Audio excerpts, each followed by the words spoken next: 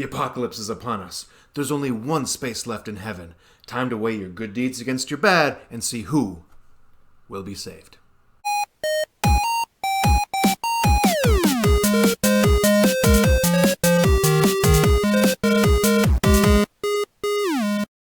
Now, let me warn you right off the bat, this game is 17 plus, so it has humor that you may find inappropriate, as well as religious references in that humor. So if that's something you don't like, you can skip it now. But if that doesn't bother you, let's check out how it's played. Gameplay for Saved is as follows. Everyone will be first dealt a face-up player card, which will be one of the 7 deadly sins, and giving them a player power. Players will then be dealt a face-down religion card, which only they can see. That's going to affect their endgame scoring. Players then are dealt a hand of 7 cards. On a player's turn, they're going to play 1 card from their hand. They can either play virtue cards on themselves. For example, I only wore Crocs. Not sure why that's a virtue, but I'll take it. Or you can play vice cards on your opponents. I never replace toilet paper. Bam. Right. After you play a card, you will draw from the deck and add it to your hand. Players will continue to play and draw cards until shuffled into the bottom half of the deck will be one of the 2 endgame cards. Once one of these is drawn, the game is immediately over. Players will then take a look at their life deck. They'll add up all their virtues, subtract all their vices, and whoever has the most points is allowed into heaven. Now that seems like a pretty easy card game, and for the most part it is, but here's where the differences come in. Everyone is going to have a religion, which acts like a secret role that's going to affect your endgame scoring. You could be Catholic or Jewish, you can even be an atheist, alright? And how they affect your endgame scoring is, for example, if you're agnostic, all your 5 and 10 point vice and virtue cards, they're not going to go towards your endgame scoring. So if you have a lot of 5 and 10 point vices, they're not going to hurt you.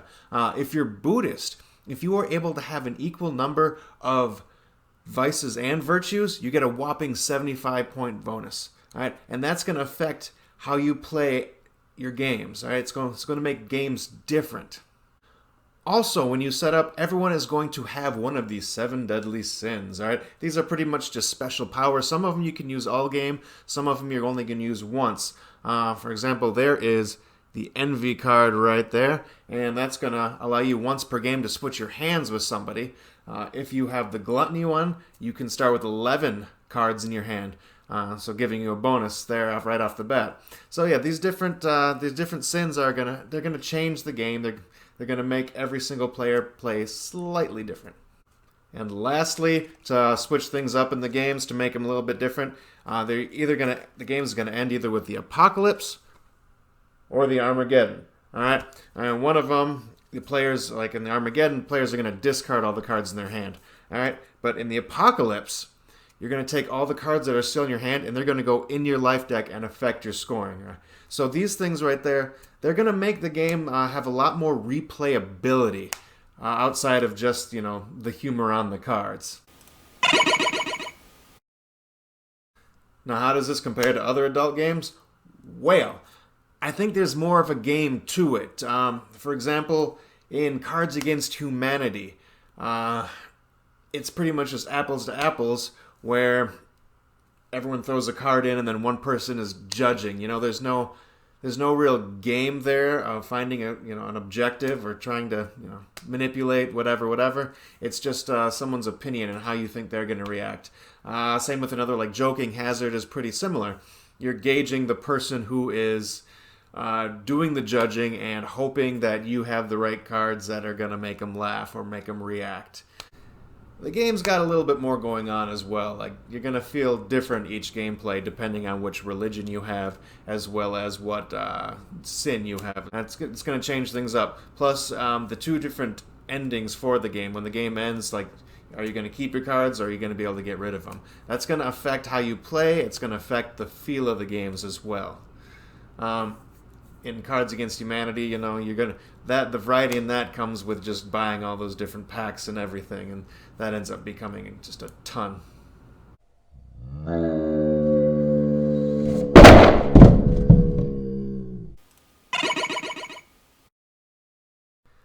What I like about this first off is on the box. 5 minutes to learn, 25 minutes to play. Most game boxes lie to you. Never trust them. This one is actually pretty accurate. It's not too difficult to teach. You can teach this to just about anybody, and you'll be playing in no time. That being said, it's not just super simple either, right? Every person at the table is going to have a unique gameplay experience based on the cards that get dealt in the beginning, the religions that they have, and you're going to be gauging when to use your special ability if you only get the one shot, or when it's going to help you the best. So everyone is going to have a unique gameplay experience. And it's pretty personal, but the humor I find on the cards is very similar to stuff that I would find funny. So for me, it's actually higher up there than some of the other adult games as far as the quotes and whatnot. That being said, some of the negatives in the game, like after a while, the humor will just kind of go away and sit in the background, not unlike a Munchkin, like the flavor text in Munchkin.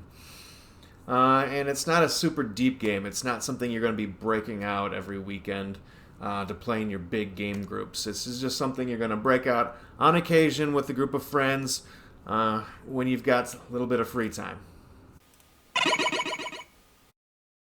So if you like that kind of humor and you're looking for a more involved adult card game, Saved is going to be a good game for you. It's going to be a good pickup. But if it's not your kind of humor, skip it. Or if you're looking for something, with a little more meat on it, something deeper, you might want to skip it as well. So those are my thoughts. All right, tell me, am I right? Am I wrong? This has been Coach Troy, and I'll see y'all next time.